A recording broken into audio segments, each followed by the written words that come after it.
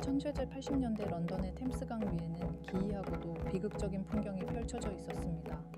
거대한 돛대가 잘려나간 채 흉물스럽게 떠있는 폐선박들, 사람들은 이를 헐크라고 불렀습니다. 이 배들은 단순한 쓰레기가 아니었습니다. 그 안에는 수천 명의 죄수가 발 디딜 틈도 없이 가득 차 있었죠.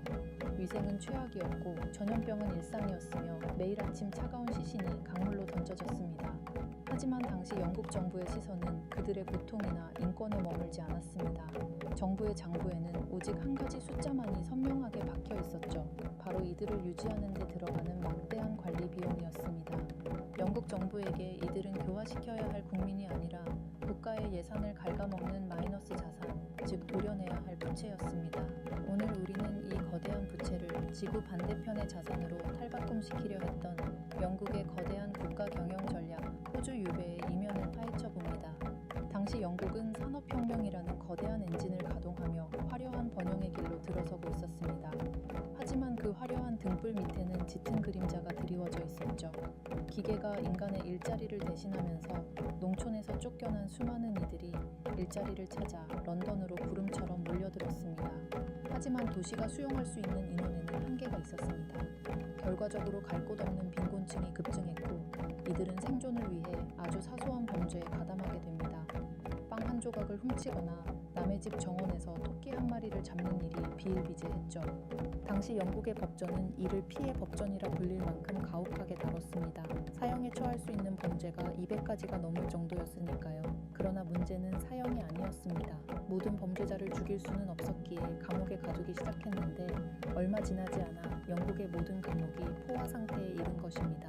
국가 입장에서는 이들이 사회적 비용을 발생시키는 거대한 리스크 덩어리로 보이기 시작했습니다. 여기서 영국 정부는 한 가지 영리한 계산을 하게 됩니다. 죄수 한 명을 국내 감옥에 가둬두고 먹이고 입히는 비용보다 이들을 어딘가로 멀리 보내버리는 것이 장기적으로 훨씬 이득이라는 결론에 도달한 것이죠. 사실 영국에게는 이미 훌륭한 죄수 수출 시장이 있었습니다. 바로 미국이었습니다.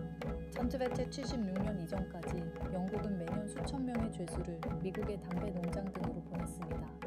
미국 농장주들에게 죄수들은 노예보다 저렴하고 효율적인 노동 자원이었습니다.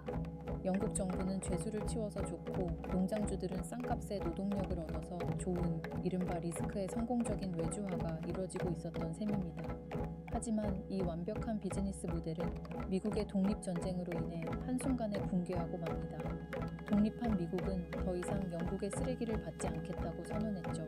미국이라는 거대한 시장이 막히자 영국의 죄수 재고는 기하급수적으로 쌓여갔습니다. 앞서 언급한 템스강의 폐선박 헐크는 바로 이 재고를 임시로 적치해두던 창고에 불과했습니다. 하지만 임시 방편은 곧 한계에 부딪혔습니다. 배 안에서의 사망률은 높아지고 인근 주민들은 범죄자들이 탈출할까봐 공포에 떨었으며 무엇보다 이들을 관리하는 비용이 영국의 재정을 압박했습니다. 당시 영국 내각은 절박한 심정으로 새로운 배출구를 찾기 시작합니다. 그들의 레이더망에 걸린 곳이 바로 제임스 쿡 선장이 발견했던 남태평양의 거대한 땅, 호주였습니다. 영국 정부가 호주를 선택한 이유는 단순히 멀기 때문만은 아니었습니다. 여기에는 아주 치밀한 경제적 실익과 전략적 계산이 깔려 있었습니다. 첫째는 영구적인 격리였습니다. 호주는 당시 영국인들에게 지구의 끝과 다름없었습니다. 한 번 보내면 스스로의 힘으로 돌아올 가능성이 거의 제로에 가까웠죠. 이는 재범의 리스크를 원천 차단하는 가장 확실한 방법이었습니다. 둘째는 비용의 절감입니다. 처음에는 15,000km나 되는 수송비가 부담스러워 보였지만 한번 정착지를 건설하고 나면 죄수들이 스스로 농사를 지어 자급자족하게 함으로써 장기적인 관리 비용을 0으로 수렴하게 만들 수 있다는 계산이 섰습니다. 셋째는 영토 확장과 자원 확보였습니다. 프랑스를 비롯한 유럽의 경쟁국들이 남태평양으로 눈을 돌리던 시기였기에 죄수들을 앞세워 알박기를 시도하려 했던 것입니다. 결국 1987년 5월 11척의 배로 구성된 제1함대가 호주를 향해 돛을 올립니다. 이 배에는 700명이 넘는 죄수들이 실려 있었습니다. 이들은 죄수라기보다는 영국이라는 국가가 투입한 개척 자본에 가까웠습니다. 영국 정부는 이들에게 인권이나 교화 대신 생존이라는 과제를 던져주었습니다. 거친 바다를 지나 도착한 보턴이 만과 시드니 코브는 결코 낙원이 아니었습니다. 척박한 땅과 낯선 기후, 원주민과의 갈등 속에서 초기 정착지는 굶주림과 절망으로 가득 찼습니다. 하지만 영국 정부는 냉혹했습니다. 보급선은 늦어졌고 죄수들은 채찍과 강제 노동 아래에서 길을 닦고 건물을 세워야 했습니다. 흥미로운 대목은 지금부터입니다. 영국 정부는 이들을 단순히 통제하기만 해서는 효율이 나지 않는다는 사실을 깨달았습니다. 공포만으로는 거대한 대륙을 개척할 수 없었죠. 그래서 그들은 심리적인 인센티브 시스템을 도입합니다. 그것이 바로 티켓 오브 리브, 즉 가석방 제도와 유사한 허가증이었습니다. 성실하게 노동에 임하고 문제를 일으키지 않는 죄수에게는 형기 만료 전이라도 자유롭게 일하고 재산을 모을 수 있는 권리를 부여한 것입니다. 이는 죄수들에게 강력한 동기부여가 되었습니다. 어차피 돌아갈 수 없는 고향을 그리워하기보다 이곳에서 열심히 일해 자신만의 땅과 가정을 꾸리는 것이 훨씬 이득이라는 인지적 변화를 유도한 것이죠. 국가는 죄수들에게 자유라는 보상을 주고 대신 그들의 노동력으로 식민지의 인프라를 구축했습니다. 이는 오늘날의 관점에서 보면 사회적 낙오자로 분류된 이들을 고위험 고수익 사업의 최전선에 투입해 성공적인 인적 자원으로 세탁해낸 기막힌 경영 전략이었습니다. 범죄자라는 꼬리표는 호주의 척박한 땅 위에서 점차 개척자라는 이름으로 지워지기 시작했습니다. 하지만 이 거대한 프로젝트의 이면에는 수송 과정에서의 끔찍한 효율성 추구라는 잔혹한 진실이 숨어 있었습니다. 영국 정부가 설계한 이 거대한 인적 자원 이주 프로젝트에서 가장 효율적이면서도 동시에 가장 잔혹했던 지점은 바로 수송 과정에 있었습니다. 초기 함대 이후 영국 정부는 이 거대한 운송 업무를 직접 수행하는 대신 민간 업자들에게 외주를 주기 시작했습니다. 오늘날의 관점에서 보면 전형적인 민간 위탁 사업이었죠. 하지만 초기 계약 방식은 처참한 결과를 낳았습니다. 정부가 배에 태운 죄수 인원수에 맞춰 비용을 지급했기 때문입니다. 민간 업자들 입장에서 죄수가 호주에 도착했을 때 살아있는지 죽어있는지는 수익과 아무런 상관이 없었습니다. 오히려 배 안에서 죄수가 빨리 죽을수록 식비와 관리비를 아낄 수 있었기에 이들에게 죄수의 생존은 오히려 비용을 증가시키는 리스크에 불과했습니다. 그 결과 1790년에 출발한 제2함대는 이른바 죽음의 함대가 되었습니다. 승선 인원의 25% 이상이 항해 중에 사망했고 도착한 이들조차 뼈만 남은 앙상한 모습으로 배에서 기어나와야 했습니다. 이는 영국 정부에게도 큰 손실이었습니다.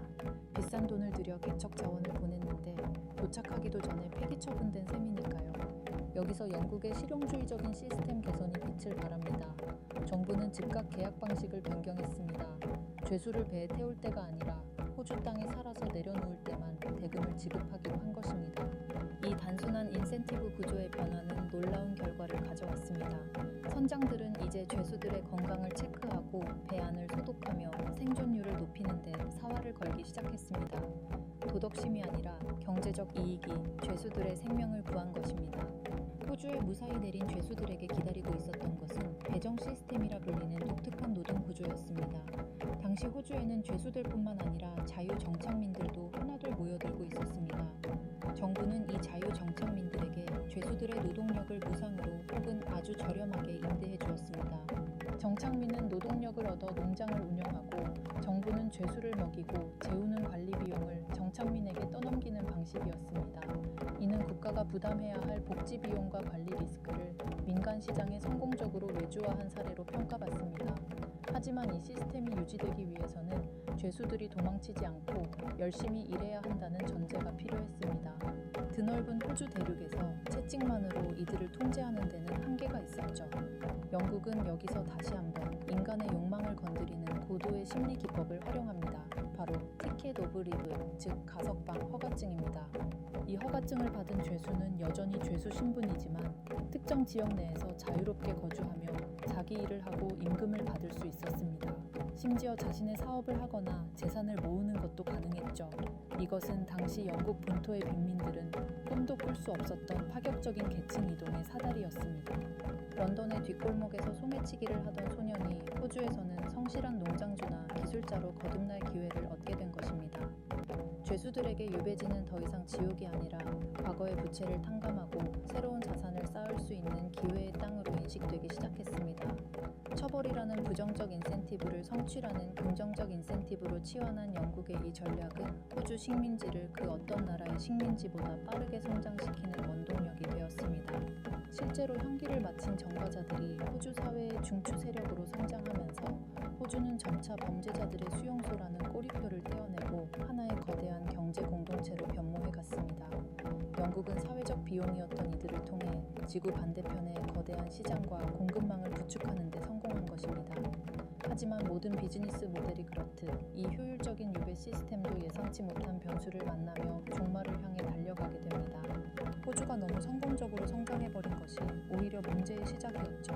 호주라는 거대한 인적 자원 테스트베드가 예상을 뛰어넘는 성과를 내기 시작하자 영국 정부는 묘한 딜레마에 빠지게 됩니다.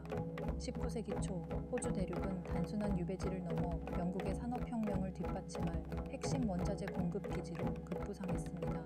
그 중심에는 양모, 즉 울 산업이 있었습니다. 호주의 광활한 초지는 양을 키우기에 최적의 환경이었고 여기서 생산된 고품질의 양모는 영국의 섬유 공장들로 팔려나가며 막대한 부를 창출했습니다. 이제 호주는 국가의 예산을 축내는 비용 덩어리가 아니라 영국 제국의 장부에서 가장 높은 수익률을 기록하는 우량 자산으로 변모한 것입니다. 그런데 여기서 시스템의 모순이 발생합니다. 호주가 살기 좋은 기회의 땅으로 소문나기 시작하자 원래의 목적인 형벌로서의 가치가 급격히 하락한 것입니다. 영국 본토의 빈민들 사이에서는 차라리 죄를 짓고 호주로 유배 가는 것이 런던의 지옥 같은 빈민가에서 굶어 죽는 것보다 낫다는 인식이 퍼지기 시작했습니다. 처벌이 오히려 보상이 되어버린 셈이죠. 이는 형벌 시스템의 근간을 흔드는 인센티브의 오류였습니다. 국가 입장에서는 범죄 억제력이 상실된 유배 제도를 유지할 명분이 점차 사라지게 된 것입니다. 동시에 호주 현지에서도 변화의 목소리가 터져나왔습니다. 이미 형기를 마치고 정착한 전과자들과 자유이주민들이 거대한 중산층을 형성하면서 자신들의 터전이 여전히 범죄자의 쓰레기 하치장으로 불리는 것에 강한 거부감을 느끼기 시작했습니다. 이들은 더 이상 죄수라는 저급 노동력에 의존하지 않아도 될 만큼 충분한 경제적 자립을 이뤘고 오히려 죄수들의 유입이 자신들의 사회적 품격과 부동산 가치를 떨어뜨린다고 판단했습니다. 결국 경제적 효율성을 위해 시작된 유배는 역설적으로 그 경제적 성공 때문에 종말을 맞이하게 됩니다. 결정적인 타격은 1851년 호주 대륙에서 발견된 금광이었습니다. 골드러시가 시작되자 전 세계에서 수많은 사람이 일확천금을 노리고 자발적으로 호주행 배에 몸을 실었습니다. 이런 상황에서 죄를 지은 사람들을 국비로 호주까지 보내주는 것은 더 이상 벌이 아니라 일종의 특혜나 다름없었습니다. 정부가 돈을 들여 죄수들에게 금광 근처로 가는 편도 티켓을 끊어줄 이유는 전혀 없었죠. 이제 유배 시스템은 비용 대비 효율이 최악인 낡은 비즈니스 모델이 되어버린 것입니다. 결국 1868년 서호주로 향한 마지막 유배선을 끝으로 영국의 거대한 인적 자원 외주화 프로젝트는 막을 내립니다. 약 80년 동안 16만 명 이상의 인구를 이동시킨 이 거대한 실험은 표면적으로는 범죄에 대한 처벌이었으나 그 내면은 철저하게 국가의 손익계산서에 의해 움직인 경영 전략이었습니다. 영국은 사회적 부채였던 빈곤층과 죄수들을 활용해 지구 반대편에 거대한 식민지 자산을 구축했고 그 자산이 스스로 굴러갈 만큼 성장하자 냉정하게 유배라는 도구를 폐기했습니다. 호주의 역사는 단순히 범죄자들이 세운 나라의 이야기가 아닙니다. 그것은 국가라는 시스템이 한정된 자원을 어떻게 배치하고 리스크를 어떻게 이윤으로 전환하며 시대의 요구에 따라 어떻게 그 시스템을 갈아치우는지를 보여주는 가장 차가운 사례 중 하나입니다. 도덕과 정의라는 명분 뒤에 숨겨진 자본과 심리의 메커니즘을 이해할 때 우리는 비로소 역사의 진짜 얼굴을 마주할 수 있습니다. 오늘 준비한 내용은 여기까지입니다. 호주 유배의 역사는 결국 국가라는 시스템이 사회적 비용을 어떻게 효율적으로 처리하고 이를 다시 자산화하는지를 보여주는 냉혹한 사례였습니다. 오늘 영상이 어떠셨는지 댓글로 남겨주시면 앞으로의 영상 제작에 참고하겠습니다. 앞으로도 저희 역사 참결러는 역사의 이면에 숨겨진 차가운 논리와 인과관계를 분석하는 참견을